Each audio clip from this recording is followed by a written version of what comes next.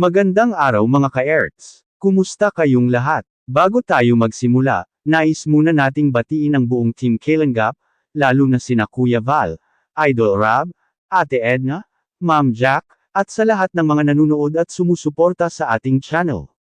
Maraming salamat sa inyong walang sawang pagmamahal at suporta. At ngayon mga kaibigan, pag-uusapan natin ang isang napakasakit at napakabigat na usapin na talaga namang gumulantang sa maraming netizens. Dara guilty sa pagkamatay ni Ty Robin. Mga ka-Erts, una sa lahat, nais nating ipaabot ang ating taos-pusong pakikiramay sa pamilya ni Ty Robin. Walang salita ang sapat upang mapawi ang sakit ng pagkawala ng isang mahal sa buhay. Ang ganitong pangyayari ay tunay na napakahirap tanggapin lalo na para sa kanyang pamilya at mga taong nagmamahal sa kanya. Ngayon, maraming usap-usapan ang kumakalat sa social media.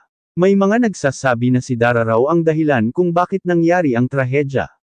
Ayon sa mga kumakalat na kwento, pupunta sana si Ty Robin upang magkita o gumawa ng vlog, ngunit sa hindi inaasahang pagkakataon ay nagkaroon ng aksidente sa kanilang biyahe. Mga ka-Erts, mahalagang tandaan natin na ang isang aksidente ay hindi automatikong nangangahulugan na may taong dapat sisihin. Maraming bagay ang kailangang alamin at kumpirmahin bago tayo magbigay ng conclusion.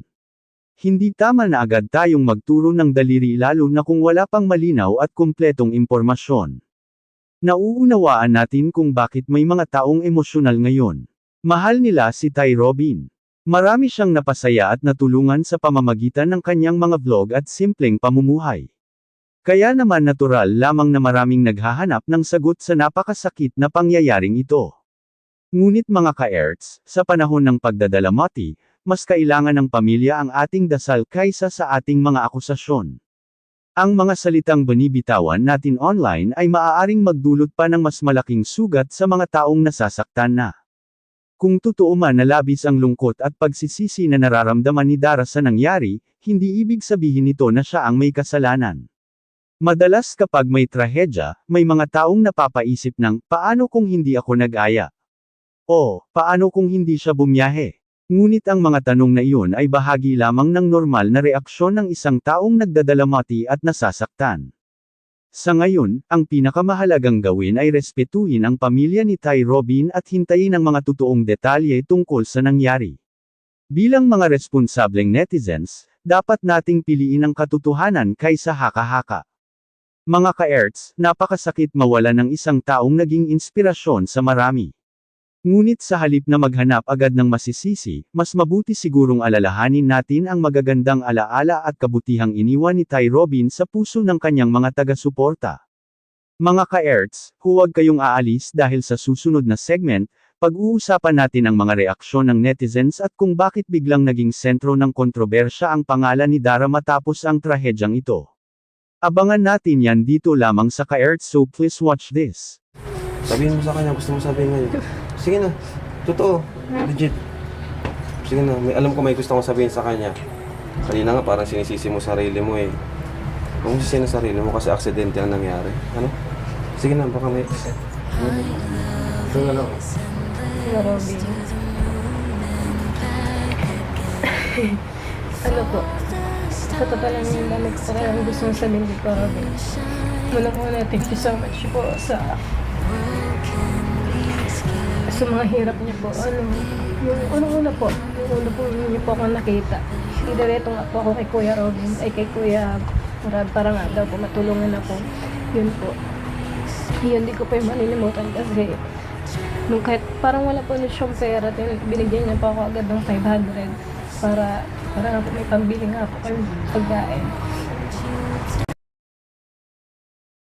Tapos po yun, yun nga po, pinunta na nga po kami ni Kuya Rab. Yung tinulungan na po kami, nagkaroon na po kami ng bahay. Tapos, makakaaral din ako ng college. Tapos yun, madami pong opportunity pumasok sa akin simula po. Tigreto pa ako ni Kuya Robin kay Kuya Rab. Natulungan kami. Yun po, di ko po makakalimutan talaga kay Kuya Robin, mga lahat-lahat na pong pagsisikap na tulungan kami na i-vlog kami minsan-minsan minsan kapag kakamustahin lang kami. Yun. Namimiss ko po ikaw, Kuya Robin, sa pag-vlog niyo po sa akin sa bahay. Yun po. Sobrang dami ko po talagang sasabihin.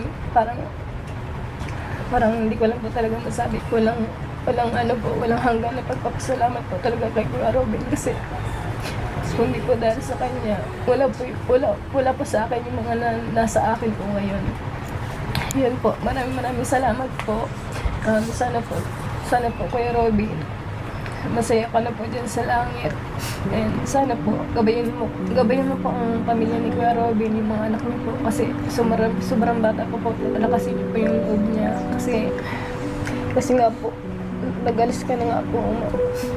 Maaga siyang umalis. Maalam ko po siyang umalis. At the age of 38 siguro. Grabe. Tapos yun lang po. Maraming salamat po talaga Kuya Robin.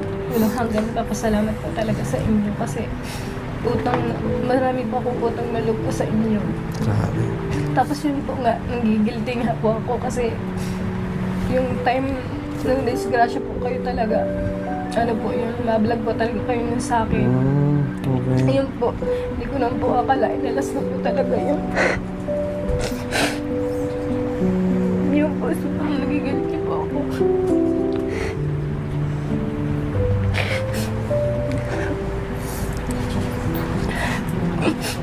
Hindi mo naman kasalanan yung Dara. Aksidente ang nangyari. Nagkataon lang na papunta sila sa bahay mo. Pero alam ko naman Dara at ramdam ko yung pasasalamat mo talaga kay Tatay Robin.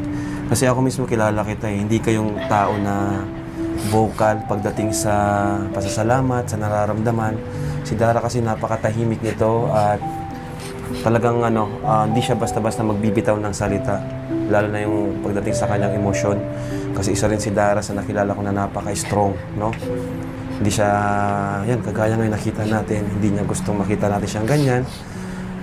At yun, pero alam mo mga ganyang tao gaya ni Dara, sila yung talagang totoo. Totoo yung mga nararamdaman. Yung pasasalamat niya kay Tatay Robin is talagang nandito, no? Kaya nung nangyari nga yan, alam niyo po, nag-message talaga siya sa akin na sasama siya sa pagpunta kay Kuya Robin. Tanong siya kung kailan. Kaya, ayun. Grabe, Kuya Robin. Nakakahanga ka. Ang dami mong naiwang tao na nagmamahal sa'yo, no? Napakabuting tao mo talaga kasi, ayun, ang daming nalungkot. Dami talaga nalungkot sa pagkawala ni Tatay Robin. Isang pahiwatig na talagang napakabuting tao ni Kuya Robin, Mga ka-Erts, habang papalapit tayo sa pagtatapos ng ating usapan ngayong araw, isang mahalagang aral ang dapat nating baunin mula sa napakalungkot na pangyayaring ito. Ang buhay ay tunay na napakaikli at walang sinuman ang nakakaalam kung ano ang maaaring mangyari bukas o kahit sa susunod na oras. Kaya habang may pagkakataon pa tayo, mahalin natin ang ating pamilya, pahalagahan ang ating mga kaibigan, at ipakita natin ang kabutihan sa kapwa. Tungkol naman sa tanong ng marami kung guilty nga ba si Dara sa nangyari kay Tay Robin, para sa akin mga ka-Erts, hindi dapat basta-basta humusga ang sinuman. Ang isang aksidente ay isang trahedyang walang may gustong mangyari. Kung may nararamdamang lungkot, pagsisisi, o panghihinayang si Dara, normal lamang iyon dahil isa rin siya sa mga taong naapektuhan ng nangyari. Ngunit ang pagsisisi ay iba sa pagiging responsable sa isang aksidente. Sa mga netizens na mabilis magbigay ng opinyon at akusasyon, sana ay maging maingat tayo sa ating mga salita. Tandaan natin na may mga taong nagluluksa, may mga pamilyang umiiyak, at may mga batang nasasaktan sa mga nababasa nila sa social media. Hindi natin kailangang dagdagan ang kanilang pasanin. Sa halip na sisihan, mas maganda sigurong magkaisa tayo sa pag-aalay ng panalangin para kay Tay Robin at sa kanyang pamilya. Naway bigyan sila ng lakas upang malampasan ang pinakamabigat na pagsubok na kanilang kinakaharap ngayon. At kay Tay Robin, maraming salamat sa mga alaalang iniwan mo sa inyong mga taga-subaybay. Maaaring wala ka na sa mundong ito, ngunit mananatili sa puso ng maraming tao ang iyong kabutihan, pagiging masayahin, at mga aral na ibinahagi mo sa iyong mga vlog. Mga ka-Erts, iyan lamang ang masasabi natin sa napakasensitibong isyong ito. Lagi nating piliin ang katotohanan, respeto, at malasakit sa kapwa kaysa sa panghuhusga at paninira. Maraming salamat sa inyong panunood. Kung nagustuhan ninyo ang ating reaction video ngayong araw, huwag kalimutang i-like, i-comment, i-share, at i-subscribe ang Ka-Erts TV. Pindutin na rin ang notification bell para lagi kayong updated sa ating mga bagong balita, reaction videos, at makabuluhang usapan. Muli, ito si Ka-Erts na nagsasabing, ang tunay na lakas ng isang tao ay hindi nasusukat sa kanyang yaman o kasikatan, kundi sa kanyang kabutihan at pagmamahal sa kapwa. Maraming salamat, ingat kayong lahat, at hanggang sa susunod nating video. Paalam at God bless, mga Ka-Erts. Heart.